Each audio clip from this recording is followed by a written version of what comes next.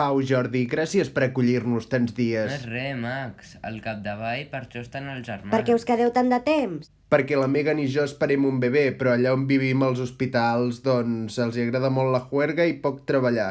Total, que volem tenir-lo aquí. This picture has a mistake. T'ho vaig dir, Pau. Se'm fa raro veure Berri en B baixa.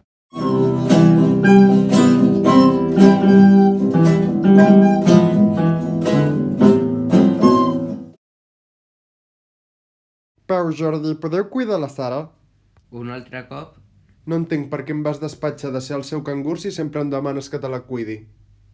Who is Sarah? És la meva filla de 10 anys. La podríem cuidar nosaltres, així ens fem una idea de com és cuidar un nen petit. No sé si us fareu gaire bona idea.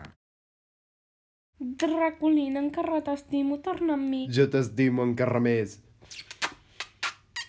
Draculín, carinyo, que em sents? El mico ha vomitat a l'habitació i està tot ple de vòmit, fa un fàstic. Ves recollint-ho, que ara vaig a ajudar-te.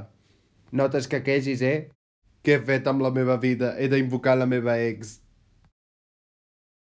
Hola, Sara, som el Max i la Megan i avui et cuidarem. Hello, how are you? Aquesta tia parla anglès? Sí, és anglesa. Jo vull que parli català.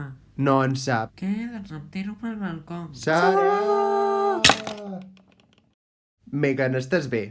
I need a doctor. Draculin, per què m'invoques? Que ho hem deixat. Draculina, encara t'estimo, torna amb mi. M'has posat les banyes, que et fa pensar que tornaré. Perro, què fa aquí aquesta fresca? Marxa! T'estava molestant, Draculín? Conchi, encara l'estimo. A fer el culebron te'n vas amb ta mare.